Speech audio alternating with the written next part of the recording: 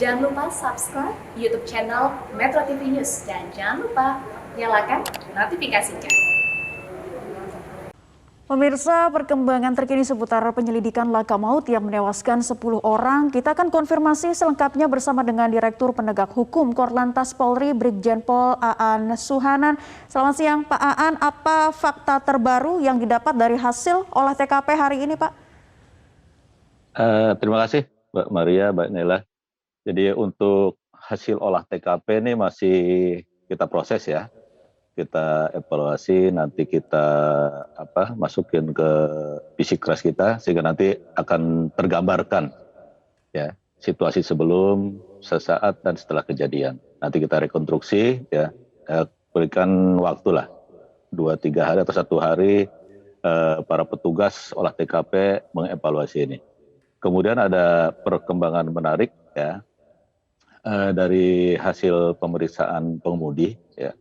Dari pengemudi pada saat sebelum kejadian ya, dan pada saat di TKP itu hasil keterangan dari Pak Supadi sebagai pengemudi ini rem tidak berfungsi ya. Jadi kita sinkron dengan bekas-bekas yang ada di TKP, memang tidak ada bekas rem atau tigas ban ya. Namun kita masih terus dari ahli ya, saat ini sedang berlangsung pemeriksaan terhadap teknis dan fungsi pengereman ini dari ahli. Namun dari keterangan Pak Supadi sebagai pengemudi pada saat kejadian itu rem tidak berfungsi. Demikian Mbak Maria. Keterangan dari pengemudi rem tidak berfungsi dan di lapangan juga tidak ditemukan adanya rem bekas rem begitu ya. Dan bagaimana dengan satu supir dan kernet truk saat ini Pak Aan? Kita baru mulai pemeriksaan sebagai tersangka ini jam 1 ya. Karena pagi si pengemudi ini masih labil, sehingga kita dampingi dengan psikolog ya. Kemudian baru jam 1 kita mulai pemeriksaan Pak Supadi ini, sudah didampingi oleh pengacara juga. Ini dari keterangan saksi-saksi yang ada, ini patut juga bahwa Pak Supadi ini sebagai tersangka nantinya. Sudah memenuhi unsur. Jadi pemeriksaan sekarang ini sudah ke penyidikan ya, dan Pak Supadi sebagai tersangka untuk sementara ini. Ya.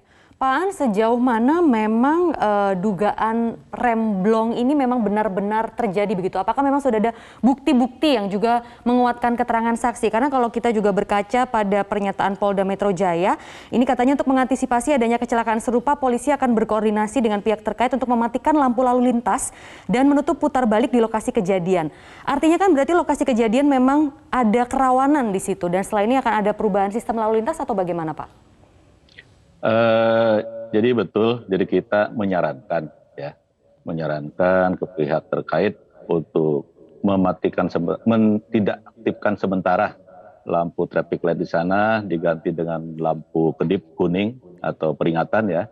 Kemudian kita juga menyarankan untuk menutup U-turn atau dobrak di situ karena fungsinya ini masih kita pertimbangkan ya.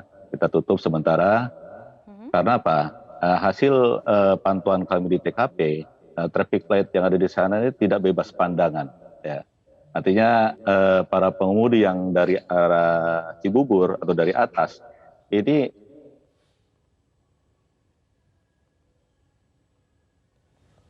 ya, Pak Aan. Pak Aan suaranya hilang. Pak Aan masih bisa mendengar suara kami Pak di studio?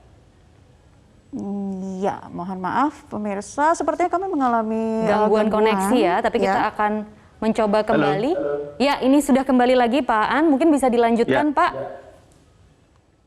Jadi betul ya, kita sudah menyarankan ke pihak terkait untuk menonaktifkan lampu traffic light tadi, diganti dengan lampu peringatan yaitu warna kuning, kedip, kemudian menutup U-turn yang ada di situ ya.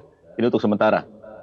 Kenapa kita sarankan seperti itu? Karena hasil pemantauan kami di TKP ya tadi malam, kemudian tadi pagi, itu untuk traffic light yang ada di pertigaan Cilengsi ini tidak bebas pandang. Ya.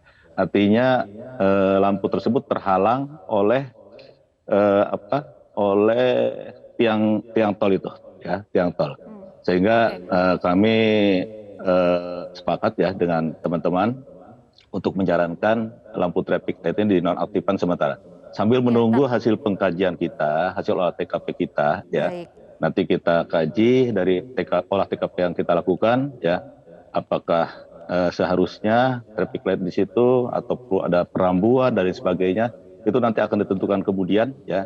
Sehingga nanti keputusannya apakah ini kita sarankan untuk permanen dinonaktifkan atau mungkin masih diaktifkan dengan beberapa persyaratan teknis ataupun perambuan.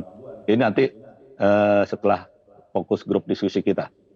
Baik, tapi dari hasil penyelidikan sementara Pak, mungkin yang terkuat itu dugaan kecelakaannya adalah ada kepada remblong atau mungkin kesalahan akan rambu lalu lintas tersebut, Pak?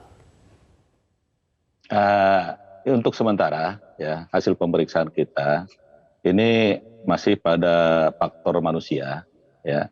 Faktor manusia karena sebelumnya Pak Supadi ini di Rawamangun sudah mendengar sudah ada keluhan terhadap fungsi pengereman ini, sehingga dia berhenti, ya, memeriksa, kemudian melaporkan ke tim pengawas, tim teknis, diperiksa sebentar, kemudian melanjutkan perjalanan ke Cibubur tadi, ke Cilengsi.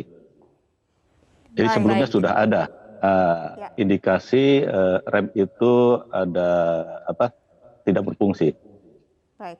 Jadi kita akan tunggu update lanjutannya Pak Aan terkait kajian terhadap traffic light yang kemudian akan bisa ditetapkan, dilakukan secara permanen, dinonaktifkan atau tidaknya. Terima kasih Brigjen Pol Aan Suhanan, Dirgakum Korlantas Polri sudah bergabung di kesempatan Newsline kali ini.